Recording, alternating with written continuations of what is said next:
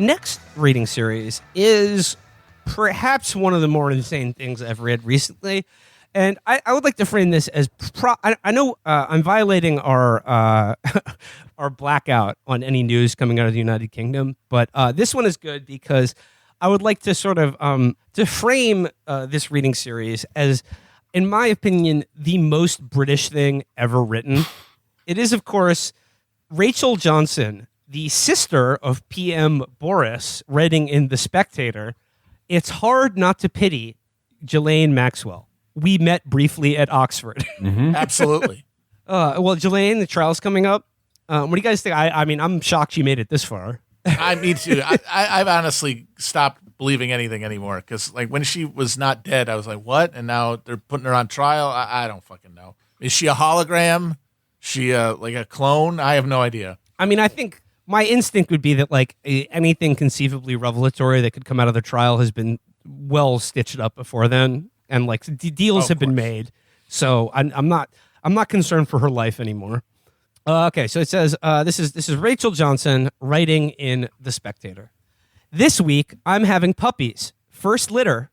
The Johnsons were not doggy, as we always moved around too much. My late mother claims it was 32 times in 17 years. But once you have a dog, life seems boring without. Why did they move 32 times? Like, that's something a clown during the Depression does. The fuck? I love every time we would get settled. Suddenly, the townsfolk would start asking questions, and about posses would start getting formed. And all of a sudden, we were on to the next town. What was your dad's job? Oh, writing bad checks. They were like a family of Judge Holdens. Every town they came to, the kids just disappeared, and then they were like, on to the next one. I do love the phrase, though. The Johnsons were not doggy. That's a lovely Britishism, because there are doggy families and there are non-doggy families. And the Johnsons, they ain't doggy, folks. Well, yeah, because the in the predominant religion of Turkey, Islam, they prefer cats. That's true. They had to move all those times because people saw them doing the Quran challenge. They're a Turkish family.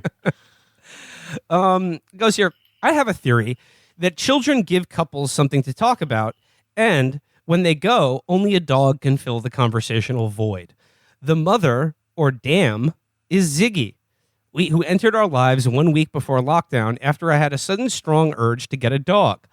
On March 13th last year, I drove to a farm in Somerset and fell for a puff of white fur with 3 black dots for a face, which I shelled out a 4-figure sum. I'm afraid she is a cockapoo, like every other dog in London, but that's not her fault.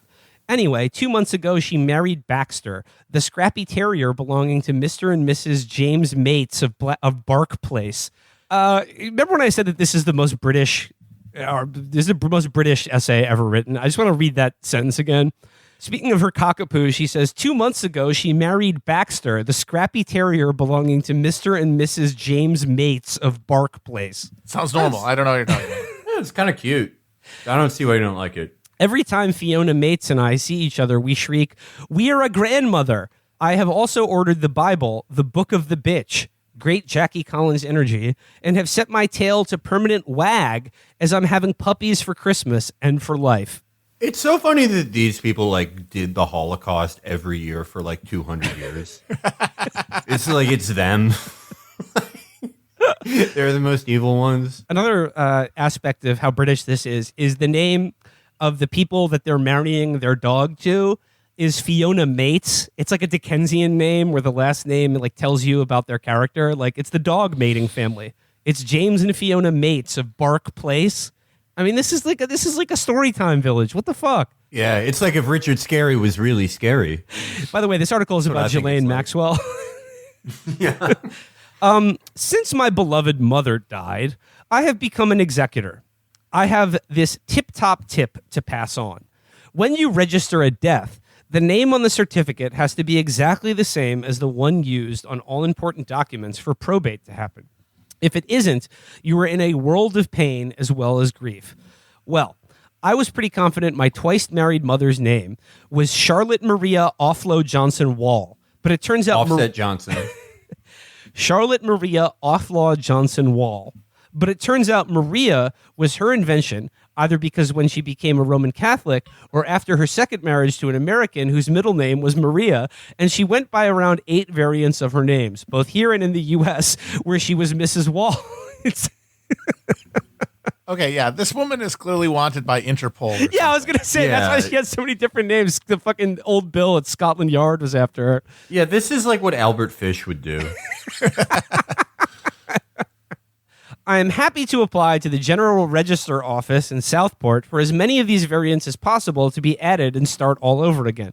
If this isn't an argument for women sticking with their maiden names for life and for lunch, I don't know what is.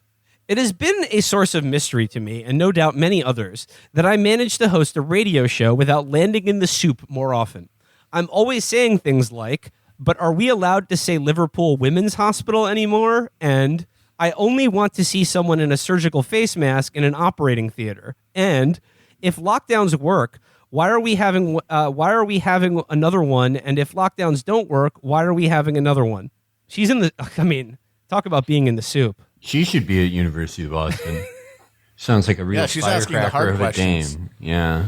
But then I realize I'm a mere soggy centrist snowflake compared with some. How I long to have the tungsten nerves of Lionel Shriver of this parish, who stars in my Difficult Women podcast this week. After discussion with my producer and the execs, we decided not to issue any trigger warnings before dropping the podcast that contains firmly uncompromising views on immigration, cancel culture, trans issues, cultural appropriation, and having children. She is strongly against, as you don't know what you're going to get. You must listen and judge for yourself. Get to the Ghislaine Maxwell. I'm good.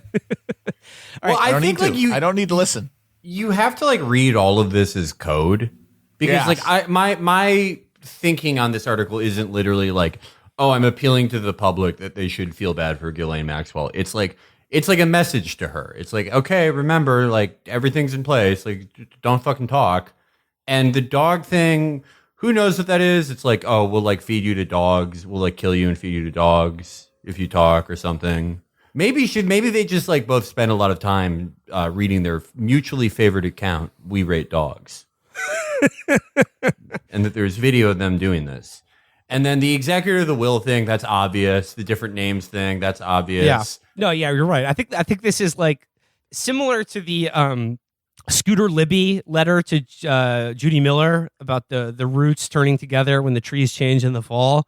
Yeah, I think this is a coded message for her to clam up. Yeah. It's like, they often called my brother the bitch killer because of how many dogs he killed. How many dogs who barked too loudly at the bark place. Yeah, because like even for a conservative British publication, it's like kind of even they would be like, wait, like really?